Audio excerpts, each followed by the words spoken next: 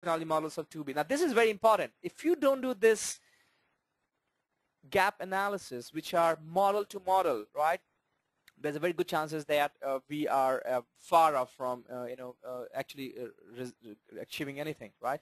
So if I'm doing the strategy model gap, now this is my, let's say for material inventory management, one of the goal was reducing average time for procedures, right, which is a custom inspection clearance time, right? And as is, I'm looking at total time is 90 hours, right? And in my target strategy model for achieving this is 60 hours, right? So I know that I need to achieve this gap of this, right? Similarly, if I look at, can I further break it down into year-wise, right? So by 2007 and 8 and 9 and 10 and 11, right? So 90 hours, 60 hours, and they're going to happen overnight. 2007, 2008, 80 hours, and then 70 hours, and 60 hours, and 55 hours, and so on, right? So I could break it down to more precise.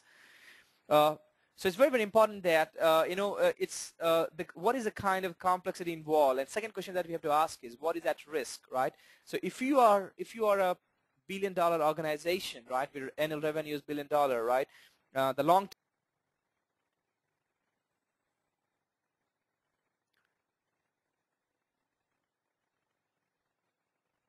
okay, I think this looks like a little problem. You just have to bear with me.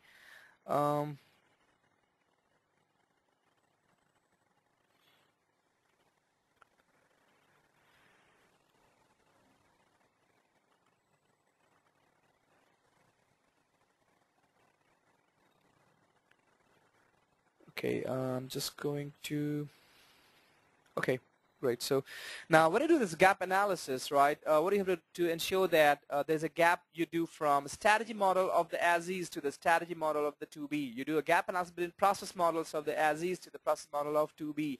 You do the gap analysis of system model of as-is to the gap system models of the 2B.